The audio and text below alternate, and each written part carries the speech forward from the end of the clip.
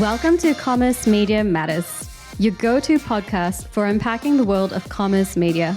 Here, we catch up with industry leaders on news, research, insights, perspectives, and everything in between.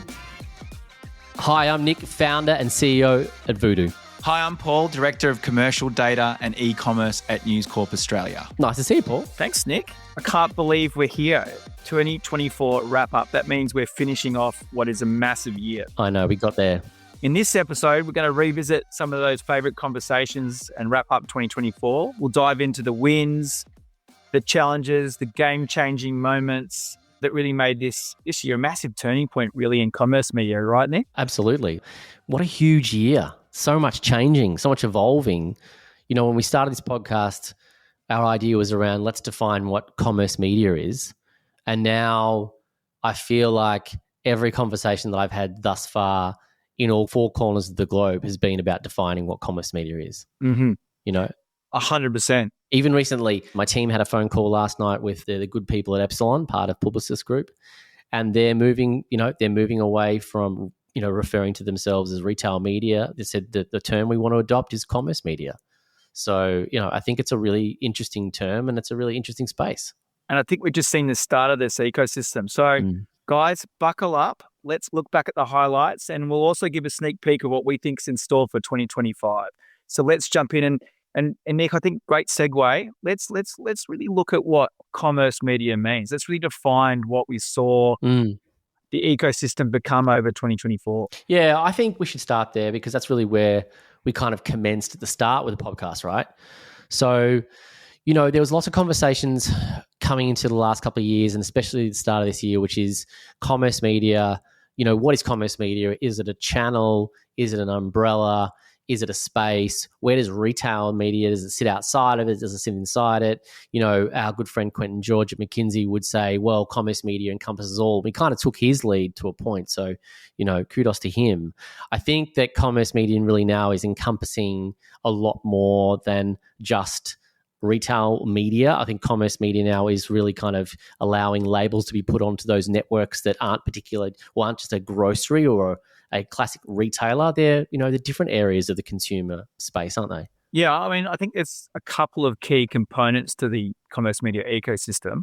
You combining, media, that powerful data proposition that underpins it all. You've got these shoppable experiences. You've got shoppable media that can now be bought programmatically. And you've got this great data set that delivers results at the till. And so you've got the big retail media networks, and everybody's getting in the game there this year that are part of the commerce media ecosystem. Some big hits locally with Woolies and Coles 360. You've got the big movers and shakers of Amazon, obviously, but you've seen what Walmart's doing. And each of them are underpinned with this really powerful data set. We've seen banks and airlines move into the space using their owned media assets to add to the commerce media ecosystem. Mm-hmm. I mentioned shoppable media. I mean, I'm thinking we're just at the precipice of where shoppable media is going to go, particularly with the impacts that AI-powered search and the expectations that's going to cause.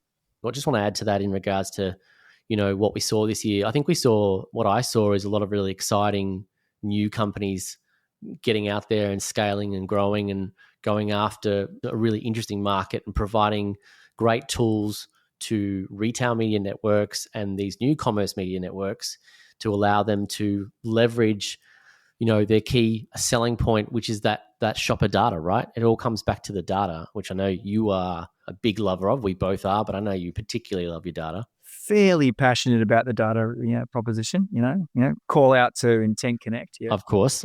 And I think, we also saw the automation of all of these assets, right? We saw programmatic media. You saw some movers and shakers. The agencies are all gearing up for how they become commerce media or retail media experts because let's face it, I think the stat from eMarketer was it was a $2.1 billion industry for 2024. Yeah. And so together, all these elements are what we think make up the commerce media ecosystem. And I think it's, it's blurring that line between media, between commerce, between data technology and the performance outcomes that you can only achieve with that data set that you were talking about, Nick. Yeah.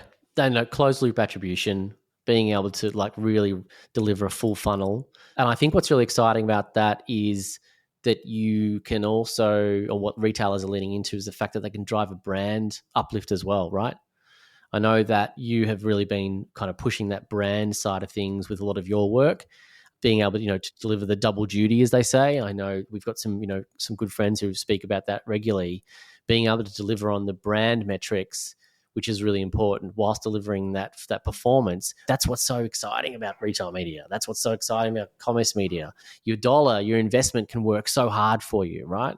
Yeah, and I think that's why, the ecosystem of commerce media is so important to talk about, because if you talk about retail media and retail media networks, at least currently, you're a long way down the funnel there. And so you're looking at a performance outcome.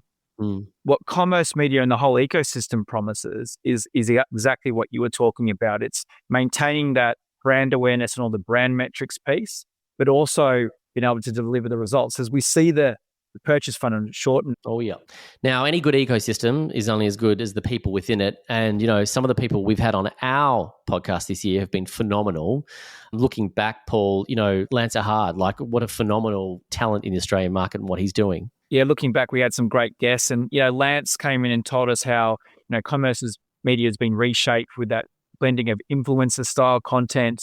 We see how influential some of these influencers can be. And I mean, I think, when you look at the consumer, they're looking for people like them or people they aspire to trust when they're looking to purchase products, particularly if they're buying online, right? They want to know that absolutely, someone they trust has had a great experience with the product before they part with their hard-earned dollars. And Lance told us all about the importance of influencers and also the content component of driving a commerce outcome. You can then utilize across the commerce media ecosystem, whether it's in traditional media, driving results through programmatic performance, or in the actual retail media environments themselves, how important creative is for, I guess, the brand, but also driving a result for the consumer. Yeah.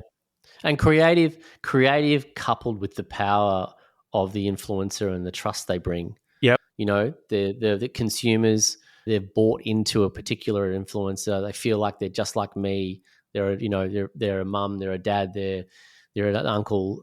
That's such a powerful medium. And Lance Eerhard was a really fascinating session that we did with him. One of the quotes from the year, I think you would agree, is romancing the product. And that was actually brought to us by the good man himself, Joshua Lowcock, right?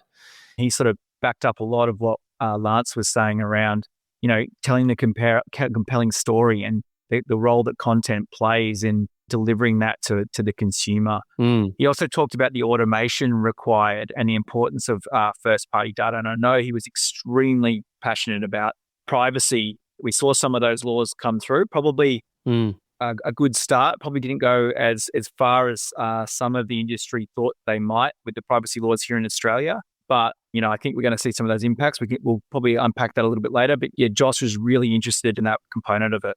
Yeah, it is. I'm going to throw some big words. I'm enamored with his gumption when it comes to how vocal he is with regards to privacy and data.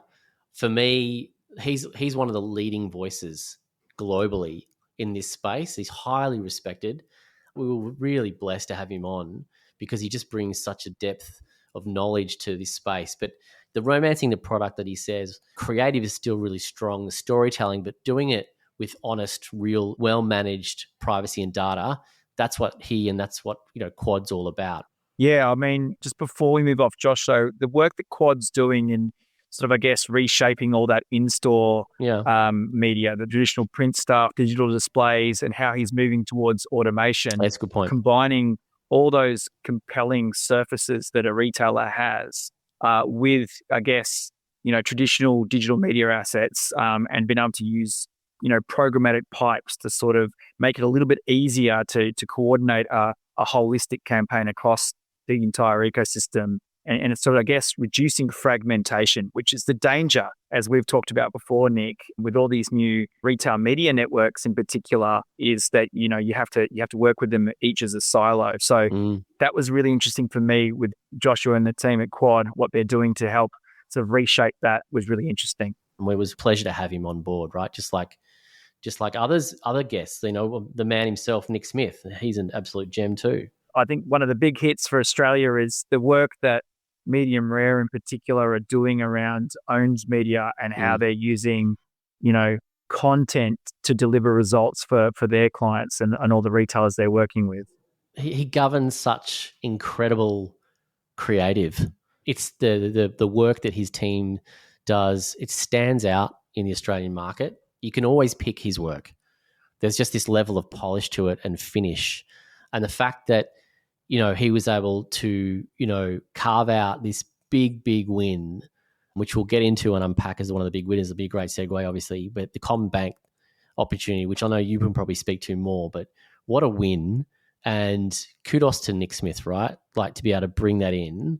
There is commerce, retail media expanding into the banking world. No doubt Nick Smith and his team will deliver an exceptional retail media network under the commerce for CommBank, no doubt. And you and I have spoken at length about this. Yep. They've been doing this for a while and doing some great stuff in retail media space and on owned assets for all their clients for a long time. I mean, we saw David Jones launch Amplify in March and, all the content component is actually, the Medium Rare guys. We saw later in the year they went on to partner with CBA, a great development, think banking brands get into the commerce media space. Absolutely. But it's a testament to those guys. I mean, they've been working with Coles 360 for years. They are really good at creating engaging content. If you look at Jones Mag, the content is so compelling as a consumer. You forget it's from a retailer and it's driving a retail outcome. Yeah, I agree. You can always tell his work. There's a certain, as I said, finesse and polish and production value to the content that's super engaging. And to see him now delivering that and backing up off the back of, David Jones now doing, delivering that experience for CommBank Connect. What a win for Nick Smith and his team, right? Yeah, absolutely. And I mean, they continue to reinvent even magazines. I mean, I know sample size of one. I'm not sure if we're the same, but, the one magazine I always pick up is Qantas magazine. And they do all the content for that. And I love getting on the plane and having a read of Qantas magazine. You're such a Qantas fanboy, aren't you? We love the big Australian brands. I know they get a lot of heat a lot of the times, but we want to see these big iconic brands do great work. And I think, what Nick's doing to help empower David Jones, Coles, etc., is fantastic to see in the space. Yeah, look, the CommBank Connect deal is a big one for the Australian market. It's a big one for commerce media, right? This is where commerce media is really branching outside what we talked about, quite often in the retail media space. That's a big win, not just locally, but globally. I'm not aware of any other banking institution, you could probably correct me, where such an exciting bunch of people led by a consummate professional like Nick Smith is now going to be working in this commerce media space and delivering a banking commerce media network. That is a big win, and it will be watched on a global level as well. Absolutely. Look, I'm aware of other entrants in the banking sector. I know that the Chase Bank in America is also heading down this space. I'm sure they'll be watching Nick and his team very carefully.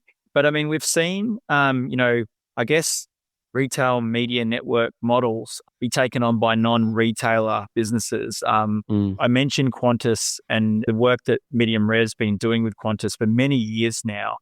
We saw other airlines overseas go into this space. You've seen Uber in this space.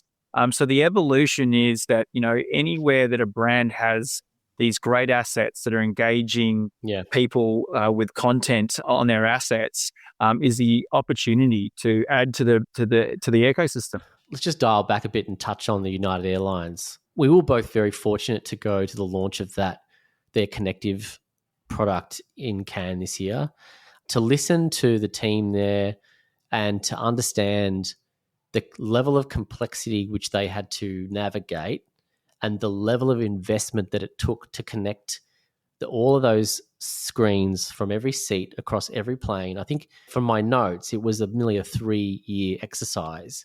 Oh, I don't want to correct you because you're a visionary, but I think it was a 5-year program of work. There you go, right? What a commitment from a company to say, hey, we're going to this is a space we need to be in.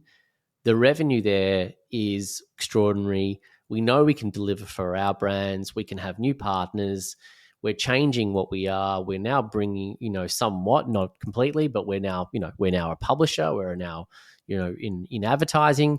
And we saw that. And I think that was a really great first step. And then you've mentioned a couple of times where that's just the start. We're going to see we're going to see many other airlines take that lead that they have set.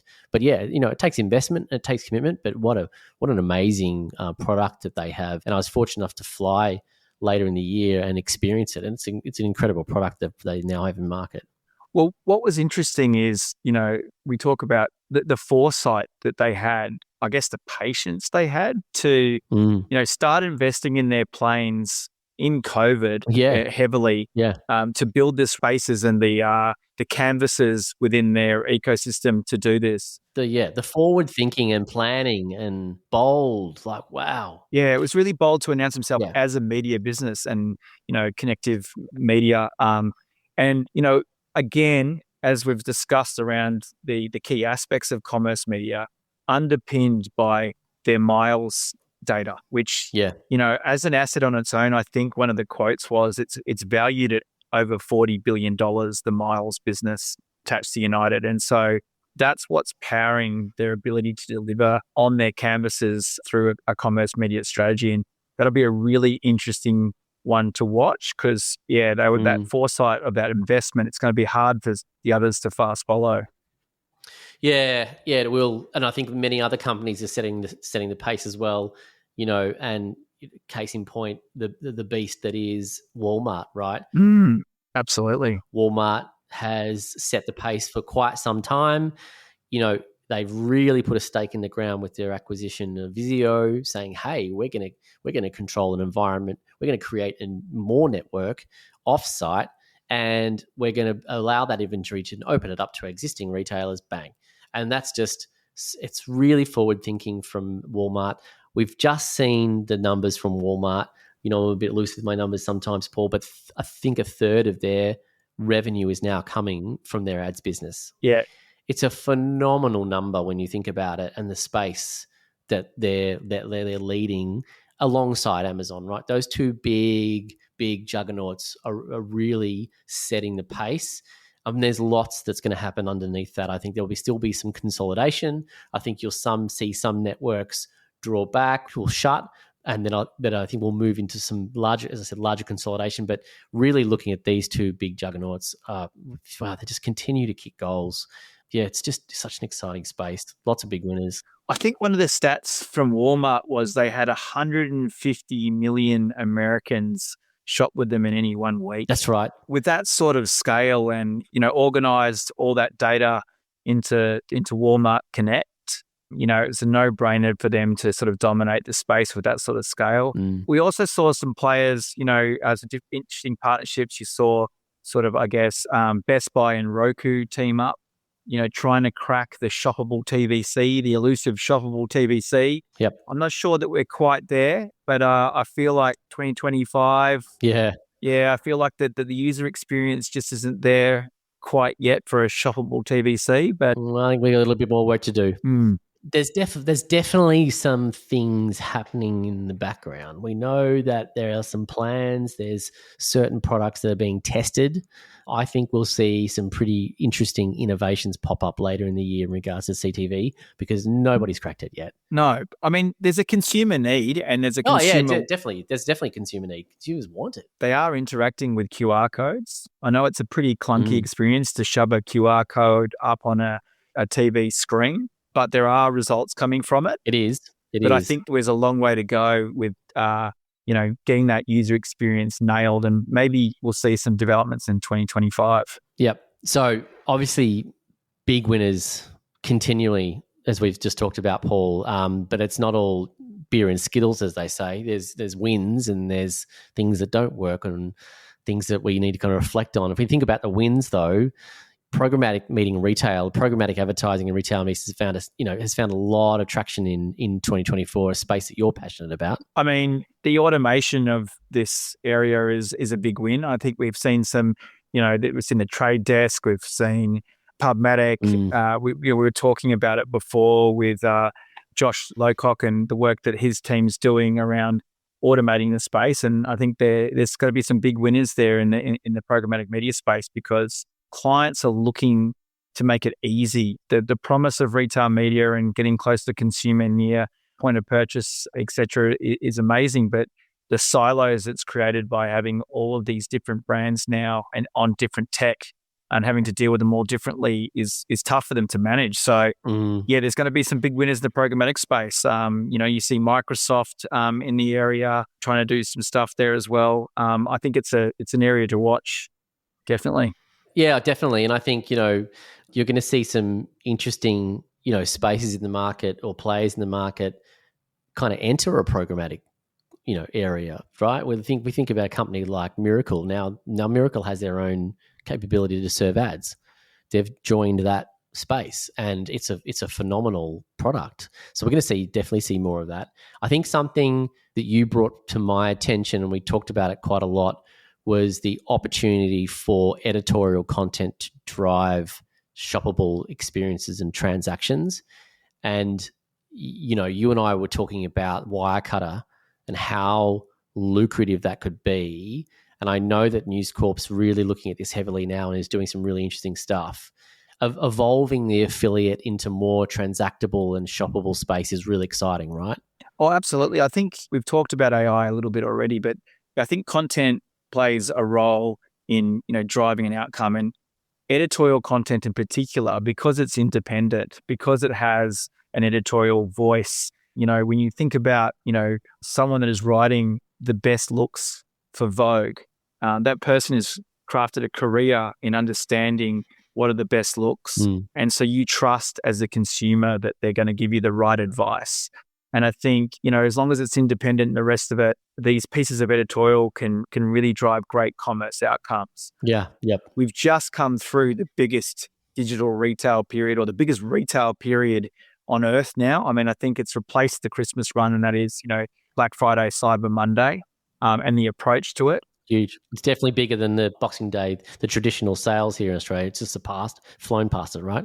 Well, absolutely. And we saw, I can speak from News Corp's perspective, our checkout.com.au, part of Newscom AU's shopping approach is that, we were the number one referring domain to the retail industry again.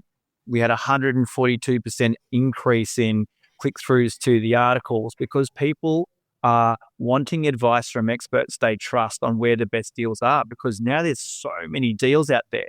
So the role of publishers to provide that curation and attach it to the trust that they've built via their brands, via their craft, via their commitment to journalism and remaining independent is a really interesting part of the greater commerce media ecosystem. Yeah, absolutely.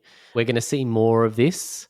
We're going to see some really interesting examples of this evolving. We're going to see this on scale with some really big premium publishers globally. I know that Voodoo is talking to some really interesting publishers in different areas about unlocking this, and it's going to be an exciting space. I'm a big fan of premium publishers myself. I think about all the magazines and everything I used to buy, and now all the digital stuff that I read, and I think they still have such a powerful voice in market, and creating that love and that brand affinity with what they're writing about with their audience is still very super relevant. And I think the evolution of that affiliate and shoppable space is really exciting. Hands Up Food is going to play, is going to playing a role in that. But I'm really, really passionate about that space. Speaking about passionate, something that we would regard as good, but a big miss is really what we've seen on a global level when it comes to say the controlling of content on different social media, and how it's impacted children. And one of the things that we've seen in Australia, unfortunately, is some really horrible things happen with suicides and being somewhat attributed to the experiences on that. And I think with obviously clear miss, but a win really is the groundbreaking and pioneering law that's been brought in by the Australian government, which I've recently written and spoken about, which I'm a big, firm believer on, because I think if you're a parent, you understand. If you're a parent of young children like I am, you have a seat at the table. and it can only be a positive thing. And we know that the walled gardens don't like it. They're pushing back on it, but the rest of the world is watching, right? Absolutely.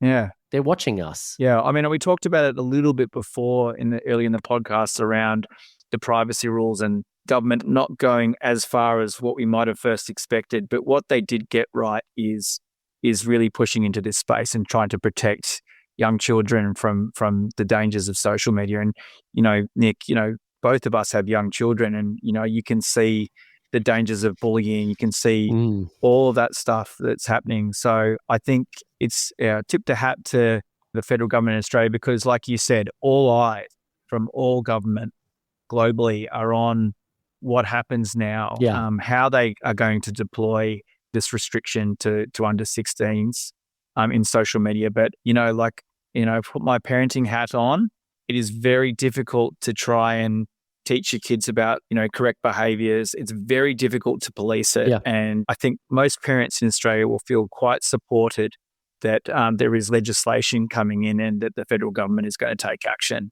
You mentioned the platforms not liking it, but from my perspective as someone that works at News Corp as a premium publisher, it's nice to see that the same rigors that are put on traditional publishing with what we're allowed to publish, etc., that they're getting it, because at the moment they haven't done enough to protect kids. No, not at all. If they did, the governments wouldn't have to intervene. So I think it's a positive. It'll be interesting for the commerce media space because, that's how you reach under 16s. Your grassroots markets, right? Yeah. So it'll be interesting to see how people with products that are targeting the youth are going to develop their strategies with this social media ban in place. It's interesting, I run now a global scale up, and that means I'm on late night calls, I'm on early morning calls quite regularly, and twice this week on a call with people in the US and a call out of London, both calls were opened up with, "Hey, we've seen what you guys are doing. We're watching. We're really impressed. We're blown away by it. Well done, the federal government. We're big supporters of it, and it's a big win for a community." Yep. There's a lot of other big wins. I think there was a lot of movement in the partnership space. So overseas, we saw Albertsons partner with Criteo. We saw Amazon with their social media integrations. So we saw them allowing purchasing in TikTok and Snapchat off platform for the first time. We talked briefly about Roku's partnership, Best Buys, but also the Trade Desk for measuring ads. We saw PayPal launching PayPal ads. Yeah. Costco's followed Walmart and Target into the space. And of course, we saw, we're speaking about social media, TikTok into the live shopping space as well. So we saw a lot of big wins and a lot of developments in the place around partnerships. And locally, I think we've got to take our hats off to the two big guys. You see Cartology and Coles 360, they've really dominated the space. Yeah. And then we're seeing, as we spoke about before with Nick Smith, a lot of other people entering the space and doing some really good stuff. Yeah, it's great. Yeah, I think that we're going to continue to see some partnerships, really interesting partnerships, which help create, build out this, the connectiveness of this ecosystem, right? We're going to see more and more of that. I'm really excited to see how that, transpires in 2025. Yeah, things like Woolworths bought Milk Run. Yeah. Yep. So it'd be interesting to see how they add that to the ecosystem that they're creating with Cartology and their retail media network. You saw locally IKEA Australia partner with Afterpay. And I know Afterpay are entering the buy now, pay later space, but the retail media space. They are. They had their buy now, pay later day, which I know that, again, Checkout at News Corp participated in, and there's some really amazing results around these, event-based sales. And then you saw digital brands like Adore Beauty venture into the physical space and building retail media networks out there. And I think also, as I mentioned, it's not small numbers we're talking about here locally in Australia. It was 2.1 billion that it's predicted in Australian dollars by 2026 in this space. So some big stuff coming. Yeah. Yep. Big stuff coming, no doubt. Big stuff coming for some really interesting local tech companies too. I'd call out a company like Zitcher with their capital raise. I think they've raised 10 mil US. and I've launched into the US. Great to see another Australian company just kicking goals. We're really punching above our weight. Another great little crate will now becoming a bigger company, QSIC. If I pronounce that correctly, forgive me if I haven't. But they signed up 7-Eleven across the US. From last count, we're talking thousands of stores. So there's some really interesting Australian tech companies that are scaling and providing lots of value in this space, and will become the next big thing and become bigger wins. And we'll be talking about them more next year, I'm sure. Absolutely. But I just wanted to add, you can't talk about wins and misses without talking about one big miss, which is continuing to be miss after miss after miss. We could talk about this for hours, and I think our producer's probably going to pull us up. But Google, the third-party deprecation pullback, happening whilst they are being hammered by the case by the DOJ. It was really like it was a collective sigh of like, really, like a Seinfeld, really? Are we really not doing this now? Like, we're pulling back again? It was a hot topic at Cannes, right? Everyone's talking, well, we were all prepared for this. Yeah. And now we're not. So when is it going to happen? Well, I think it's, we're yet to see it, but I think it's happening by stealth. They sort of announced that they're going to use Chrome to talk about privacy and allow users to opt out. And we saw what Apple did with their privacy campaign. And, we saw the massive opt-out rates around third-party tracking across apps. I think it was up to 75% opt-out rates in Australia. So we'll continue to watch that. But yeah, Google is an interesting one. I mean, in terms of misses, as I'm from the premium publisher side of the business, we see continual algorithm changes that, particularly in the commerce media space, continue to penalize premium publishers. We saw one recently just before Black Friday, Cyber Monday, where, we saw news sites, that depend on search to drive, their e-commerce business models and their affiliate business models get penalized. We saw a couple of the brands internationally penalized. And so they're an interesting player, and they wield a lot of market power.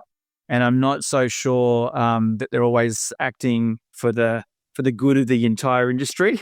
So it'll be interesting to watch that space, and with all their court cases pending, it'll be interesting to see what happens. What I think might be a rocky year for Google ahead. Yeah. Again, you and I are very fortunate to have a global network, and we can't name names, but I know for myself, I've had regular conversations with two witnesses from the DOJ case. And I was recently in London with a lawyer, an incredible guy named Nick Schreimer from Lee & Thompson, phenomenal entertainment advertising lawyers out of London.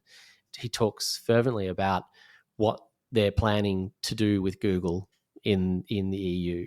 And, there's a clear mandate that they don't like the monopoly. The time is now to cease the monopoly, and and there's organizations being created, specifically to break them up. So, it's going to be really interesting to see what they do and how they address this. And, I don't think some of their behavior of late helps their cause. We don't need to get into that, but it's going to be really interesting to see how that transpires. What's that going to look like? It's fascinating, right? So, geez, what an interesting thing. Yeah, it's fascinating.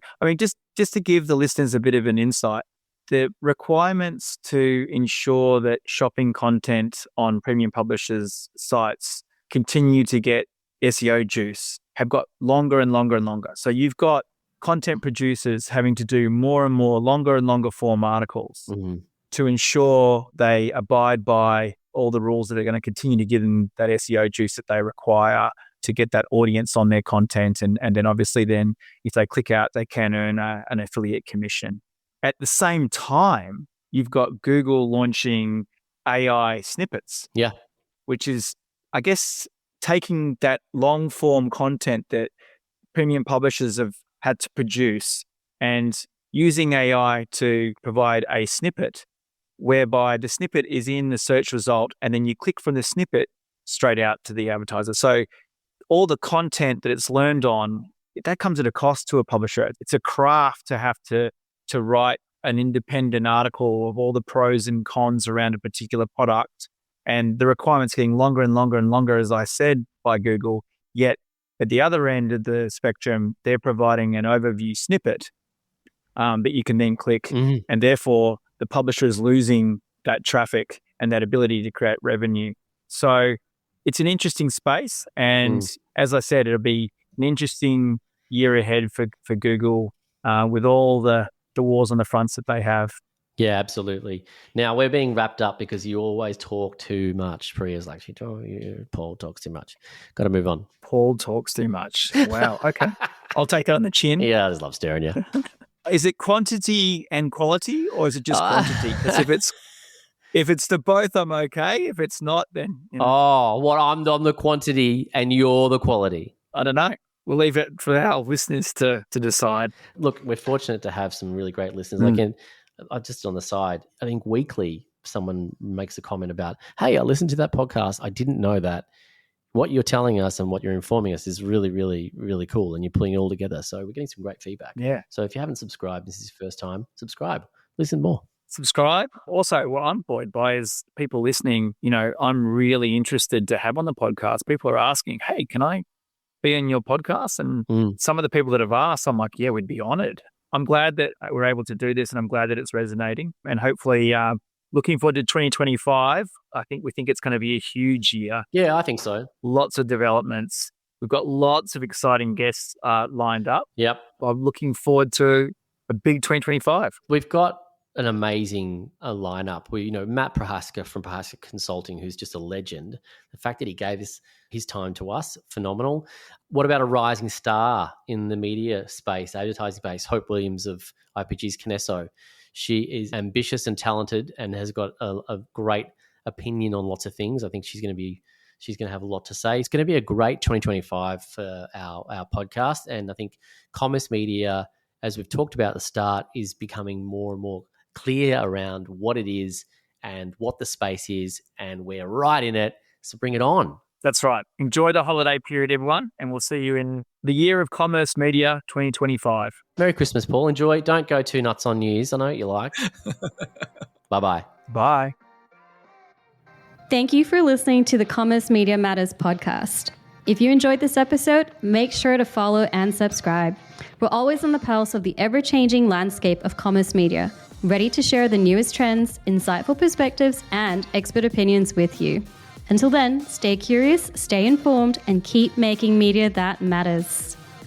This podcast is executively produced and edited by Priya Tahazadeh, with co-producers Sandy Ho, Meg Lirish, and me, Rachel Fang. This podcast is recorded on the lands of the Bidjigal, Gadigal, and Wurundjeri people, and we wish to acknowledge them as the traditional owners of the land.